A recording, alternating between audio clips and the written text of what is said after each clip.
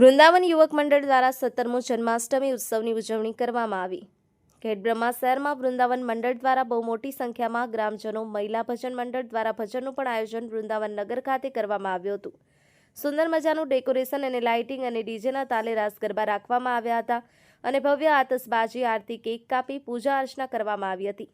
વૃંદાવન યુવક મંડળના તમામ સભ્યો હાજર રહ્યા હતા અને ખૂબ સુંદર આયોજન કરવામાં આવ્યું હતું અને બારના ટકોરે શ્રી કૃષ્ણ ભગવાનનું જન્મનું પારણું ઝુલાવી અને મટકી ફોડનો પણ કાર્યક્રમ કરવામાં આવ્યો હતો, જેમાં મોટી સંખ્યામાં ભક્તજનો ઉપસ્થિત રહ્યા હતા અને જન્મોત્સવમાં ભાગ લઈ અને ધન્યતા અનુભવી હતી। વૃંદાવન મંડળ દ્વારા સુંદર મજાનું આયોજન કરવામાં આવ્યું હતું।